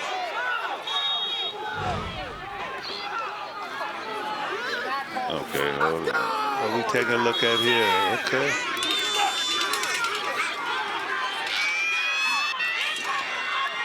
Just went right through his hands. Right up the middle goes Jester. All right, you got to line it up. 20 seconds. Got to hurry up. Got to speed it up here. They ain't going to make it. They're unpacking the pile right now. They'll probably make it around 1 second. From the line, coach, from the line. Snap the ball while they're offside. 7. The countdown. They won't get a play out here, John. It don't look like it. Ball game. Ball game as the Maple Heights Saints fight back. And fight back hard to take the lead and win this ball game over the over the Glenville Elite Panthers. Wow, what a ball game. What a ball game. What a ball game. The 7U Maple Heights Saints, led here today by head coach Deontay Neal, pulls an upset, because I'm pretty sure if you looked at the tail of the tape, if you looked at the stats, you looked at the final standings, the Saints wasn't supposed to be here. They wasn't supposed to compete in this game. Guess what? Somewhere over there was a lot of belief that we deserve to be on this field, that we can play with this undefeated Glenville team, and they proved right. And that's what Watts has built over there in Maple Heights, where one division can pull up another division. There's so much competition inside that organization, competing, coaching, and players, that everybody is a winner. So, for John Good and Jason Dunn, we'll be right back with the winning ceremony, the championship ceremony, to hand out the trophies and the most valuable players. Stay right there, folks. You can meet these people, these players and coaches personally. They'll say a few words, and Jason will toss it back up to me. We'll be right back.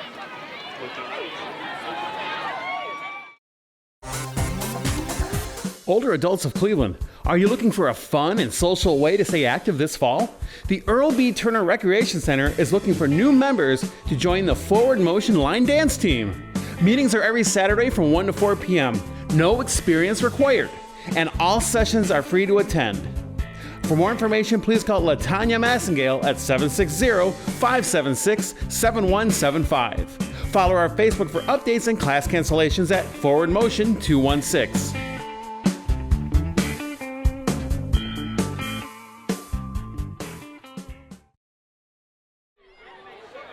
All right, this is Jason Dunn, league director, down on the field at the conclusion of the 7U Harry Little Termite Division Championship game. And what a fine game between the Glenville Elite Panthers and the Maple Heights Saints. So I'm now down on the field, joined by the 2023 runner-ups, I want to bring up head coach Sean Perkins. Hey, Coach, man, what a phenomenal season this year. Fine group of young men. And I spoke with you at halftime, and, you know, this was the first time all year that you guys played from behind. You know, Saints came out there, and they really were up for the test. You guys went out there, battled, you know, back and forth, one-on-one. That's what we called it, with number one versus number one. I mean, just a great game today. You just kind of explain your preparation for this game and what to look forward to in the state championships. Well, the biggest thing is, from the earlier interview in the first half, we didn't stop number one. He played a great game, can't take nothing from him. So we got to tighten up on protecting the edge. Our edge got exploited terribly today. So basically, we got a good group of kids, but we got to protect the edge in order to advance. So first, hey, we want to bring up, we got a specialty awards to announce right here. And I'm going to read off this kid's entire stat line, okay? Kid had 8 tackles on defense, okay?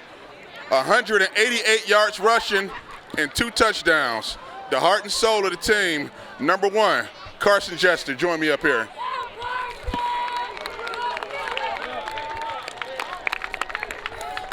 Hey, Carson, you have a lot of reasons to be proud. You have a lot of reasons to smile.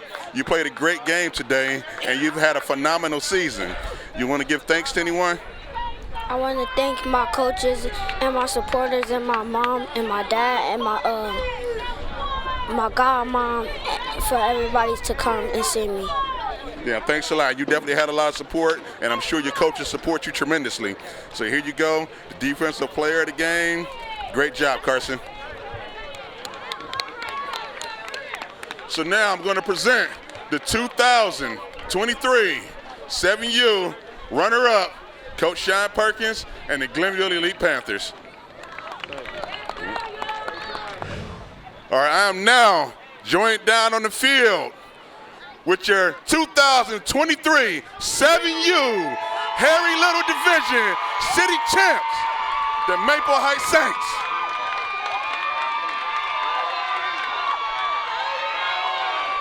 Y'all hear that crowd behind us.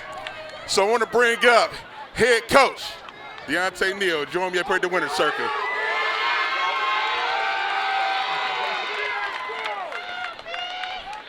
Biggs, you did it real big today.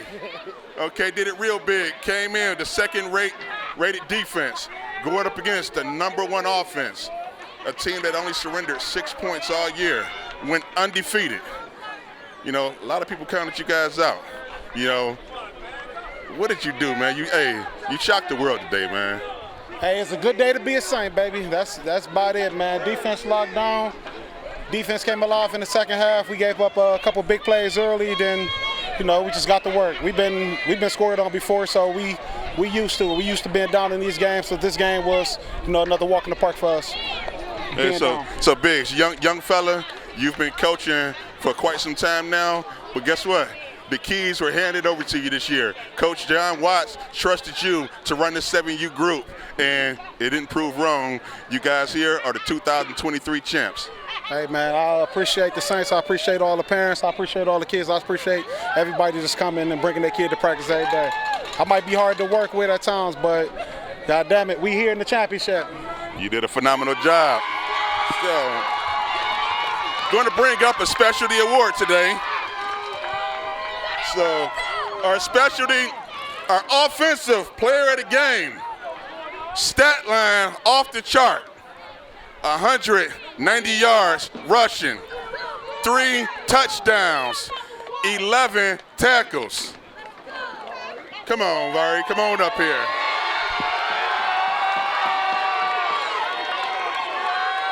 Hey, look at that smile there.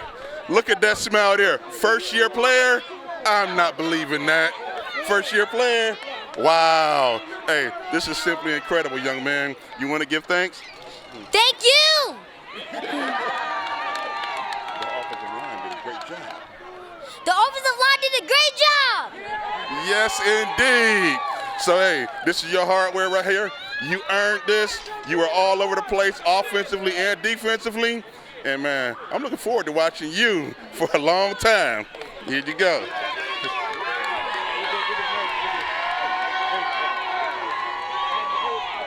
All right. So now, going to present the 2023 Harry Little 7U Termite Division Championship Trophy to Coach Deontay Neal. That trophy is in good hands in Saints Nation. John, it was a pleasure calling this game, and I'm going to throw it back up to you, partner. Well, excellent job there, Jason, with the ceremony for the champions. Maple Heights Saints here in the 7U division. Davari Robinson had a fine day, folks, as Jason rattled off his stats and his performance. And, folks, I am, too, looking forward to seeing Mr. Robinson in our Muny neighborhood for many, many, many years to come. Thank you for joining us today. For my partner, Jason Dunn, the president of Muny Football League, Joe Record. For Tim Wells and the rest of the staff at Cleveland Muny Football, coaches, our community, parents, thank you for all that you do. Thank you for allowing us to come into your homes.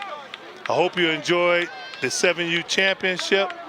Happy holidays to you and your families. Good night.